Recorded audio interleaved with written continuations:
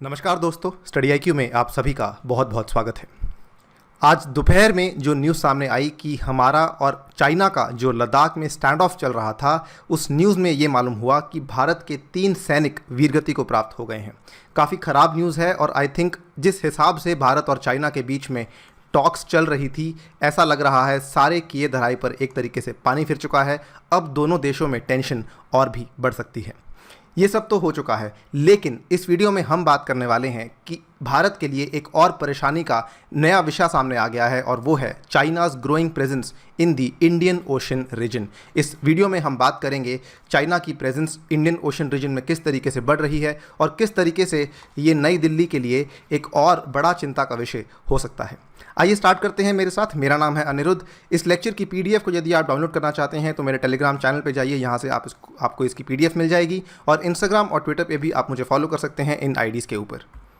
Study IQ की app के ऊपर ये वाले कोर्सेज अवेलेबल हैं, इनको आप वहाँ पे जाके देख सकते हैं। डेमो वीडियोस के थ्रू आप अंदाज़ा लगा सकते हैं कि कौन सा कोर्स आपके लिए ज़्यादा बेहतर है, आप उसके अकॉर्डिंग इसको बाय कर सकते हैं। राइट।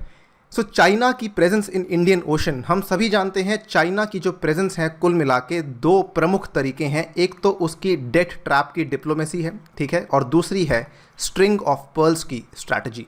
स्ट्रिंग ऑफ पर्ल्स की स्ट्रैटेजी जो कि बहुत पहले पिक्चर में आई थी, लगभग आई थिंक 2012-2013 की बात है जब इसके बारे में चर्चा होनी स्टार्ट हुई थी। स्ट्रिंग ऑफ पर्ल्स के चलते ये एक बेसिक सा मैप है जो आप देख सकते हैं।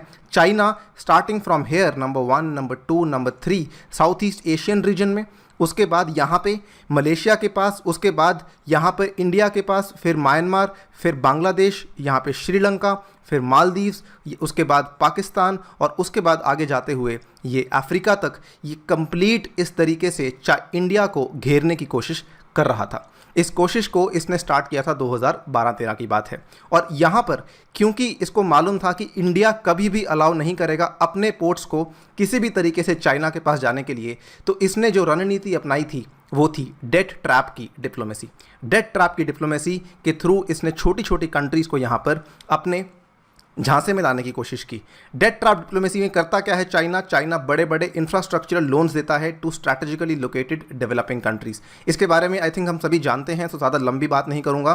The policy has been considered death trap because once the indebted economies fail to service their loans they are said to be pressured. Obviously जो छोटे छोटे इकोनॉमीज़ हैं, छोटी छोटी अर्थव्यवस्थाएं हैं, उनको चाइना बड़े बड़े लोन दे देता है, बड़े बड़े सपने दिखा देता है, लेकिन जब वो उस लोन को चुका नहीं पाती तो चाइना के दबाव में आकर उनको चाइना के जो जियो स्ट्रैटेजिक इंटरेस्ट हैं, जो चाइना की यहाँ पे जियो स्ट्रैटेजिक इंटरेस्ट होते हैं, उनके नीचे दबना पड़ता है, चाइना की मांगों को पूरा करना पड़ता है। ये है आपकी death trap diplomacy of China. इसमें आप सिंपल सी बात है, यहाँ पे सभी देश आप देख सकते हैं, सभी छोटे छोटे देश हैं, स्टार्टिंग फ्रॉम म्यांमार, बांग्लादेश, उसके बाद श्रीलंका, मालदीव्स, पाकिस्तान की इकोनॉमी भी आपको मालूम ही है कितनी कम है, और उसके बाद यहाँ पर आके जिबूती। यहाँ पर हर तरह के देश उन्होंने ऐसे ही चूज़ किए हैं जिनकी इकोनॉमी ज़्यादा अच्छी नहीं है। सो बेसिकली ये डेथ ट्रैप डिप्लोमेसी और स्ट्रिंग ऑफ पर्ल्स पॉलिसी के थ्रू चाइना इंडिया को इनसर्कल करने की कोशिश में लगा हुआ है। इनफैक्ट चाइना की डेथ ट्रैप डिप्लोमेसी को कहा गया है China's chilling death trap for Pakistan, how everything China invest goes back to it. यानी कि जहाँ पर भी चाइना निवेश करता है वो वाला देश एक तरीके से चाइना का ही हो जाता है, क्योंकि चाइना वहाँ पर उनको अपने लोन्स के अंदर दबा लेता है। खैर, ये तो ही बेसिक स्ट्रैटेजी। कमिंग टू कि आज हम इसकी बात क्यों कर रहे हैं। रिसेंट आर्टिकल आया है ब्रुकिंग्स में। ब्रुकिंग्स दुनिया का बहुत ही बड़ा थिंक टैंक माना जाता है। इसका एक आर्टिकल आया है चाइना के इंडियन ओशन में बढ़ती महत्वाकांक्षाएं, चाइनाज इंडियन ओशन एम्बिशंस। और ये रिसेंटली न्यूज़ में इसलिए रहा because China has significantly increased its presence in the Indian Ocean region at the Djibouti port. जो जिबूती का पोर्ट है यहाँ पर, ये हॉर्न ऑफ अफ्रीका कहा जाता है इस एरिया को। इसमें जिबूती की जो नेशन है, यहाँ पर जो चाइना पोर्ट बना रहा था उसे एक फुल फ्लेजेड नेवल बेस में अब कन्वर्ट कर दिया है। और तो और ये naval base it can now harbour China's largest aircraft carrier. जो चाइना का सबसे बड़ा एयरक्राफ्ट कैरियर है वो यहाँ पर अब पार्क हो सकता है। एंड जस्ट इमेजिन, अगर हम देखें ये वाला एरिया, ठीक है, एक तो यहाँ पर भी ग्वादार को मिलिटराइज करने की बात चल रही है, इसके बारे में चर्चा करूँगा मैं आपसे, प्लस यहाँ पर जो जिबूती पोर्ट को अब इन्होंने मिलिटराइज कर दिया है। दोनों की जो नज़दीकी है वो भारत से बहुत ज़्यादा है। ये एक बड़ी चिंता का विषय बन सकता है हमारे आने वाले मैरीटाइम सिक्योरिटी के हिसाब से।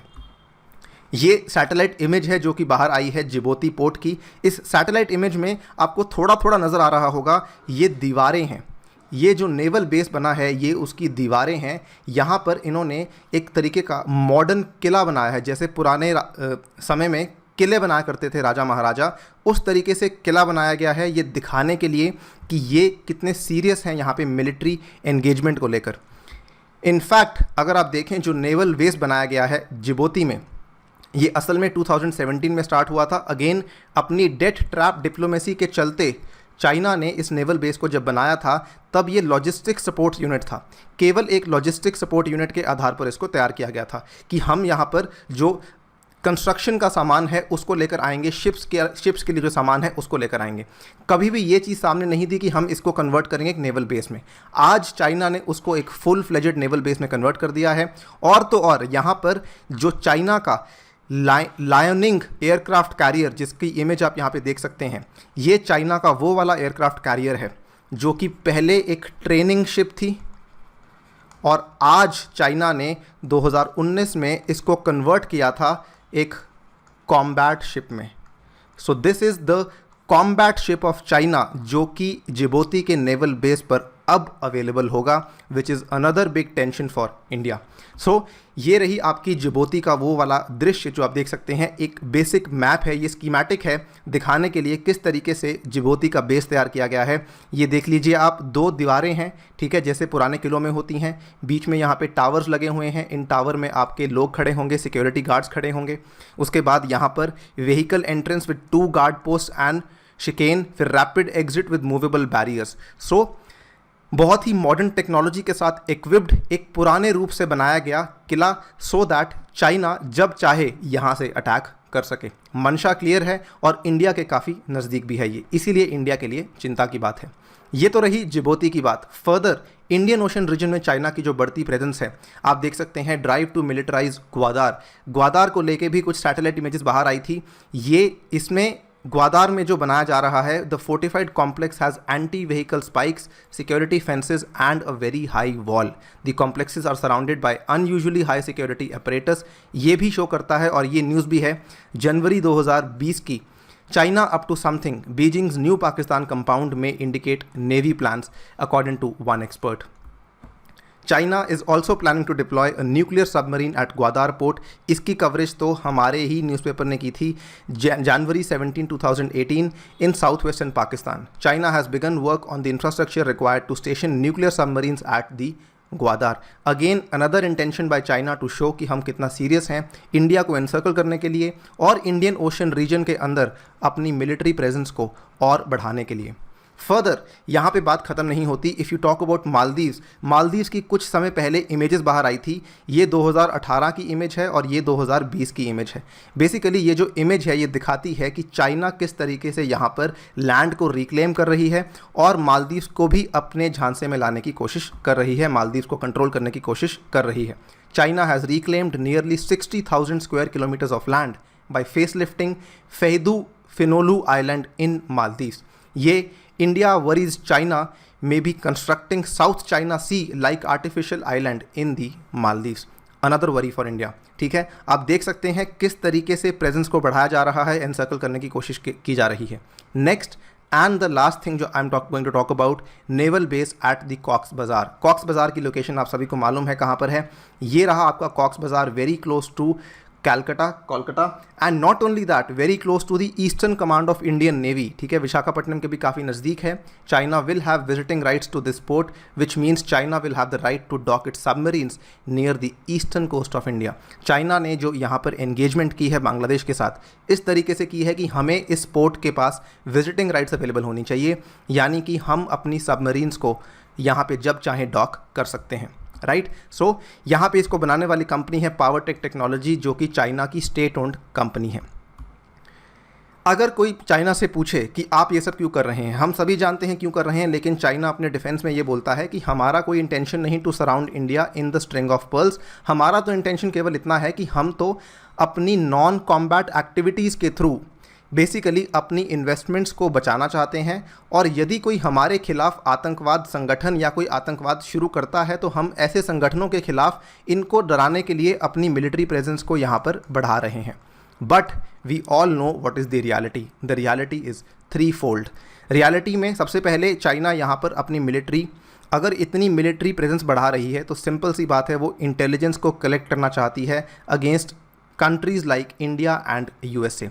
दूसरी चीज़, वो इस इंटेलिजेंस को कलेक्ट करके कोवर्सिव डिप्लोमेसी करना चाहती है, बेसिकली धोखाधड़ी और धोखाधड़ी से जुड़ी हुई कूटनीति के साथ वो बड़ी कंट्रीज़ और साथ में छोटी कंट्रीज़ को भी यहाँ पे कंट्रोल करना चाहती है। And lastly, once intelligence is collected, once diplomacy इस तरीके की हो चुकी है, उसकी कोशिश यही रहेगी कि हम मैक्सिमम डैमेज कर सकें on the adversaries, which can include Japan, which can include India, which can include USA, और हाल ही में it can also include Australia. So इस पूरी कहानी को बदलने के लिए चाइना काफ़ी समय से इसमें काम कर रही है। अगर हम देखें भारत का यहाँ पे रिप्लाई क्या रहा है, भारत का रिप्लाई यहाँ पे बेसिकली रहा है नेकलेस ऑफ डायमंड स्ट्रैटेजी।